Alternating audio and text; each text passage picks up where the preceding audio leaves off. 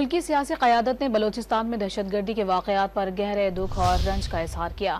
صدر مملکت نے باور کروایا کہ معصوم شہریوں کے قتل میں ملوث دہشت گردوں کو کیفر کردار تک پہنچانا ہوگا۔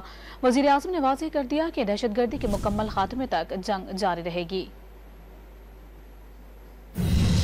بلوچستان پھر لہو لہو۔ صدر مملکت اور وزیر اعظم نے بلوچستان میں دہشت گردی کے واقعات پر گہرے رنج و غم کا اظہار کیا۔ صدر مملکت آصف علی زرداری نے واضح کر دیا کہ بے گناہ انسانوں کا ظالمانہ قتل پوری انسانیت کا قتل ہے۔ عزم ظاہر کیا کہ معصوم شہریوں کے قتل میں ملوث دہشت گردوں کو کیفر کردار تک پہنچایا جائے گا۔ وزیر اعظم شہباز شریف نے دو ٹوک پیغام دیا کہ ملک میں کسی بھی قسم کی دہشت گردی قطعاً قبول نہیں۔ ملک سے دہشت گردی کے مکمل خاتمے تک دہشت گردوں کے خلاف جنگ جاری رہے گی۔ مسلم لیگ نون کے صدر نواز شریف نے بلوچستان میں قیمتی جانوں کے ضیاع پر اظہار افسوس کرتے ہوئے دو ٹوک الفاظ میں واضح کر دیا کہ ایسی شفاف کارروائیوں سے قوم کے حوصلے پست نہیں کیے جا سکتے۔ وفاقی وزیر داخلہ محسن نقوی نے عزم ظاہر کیا کہ بلوچستان میں دہشت گردی کے واقعات کے حقائق ثبوت کے ساتھ سامنے لائیں گے۔ دشمن سوچے سمجھے منصوبے کے تحت ملک میں انارکی پیدا کرنا چاہتا ہے۔ تخریب کاری کے واقعات کو ملک میں عدم استحکام پیدا کرنے کی سازش قرار دے دیا۔ دہشت گرد اور ان کے سہولت کار عبرتناک انجام سے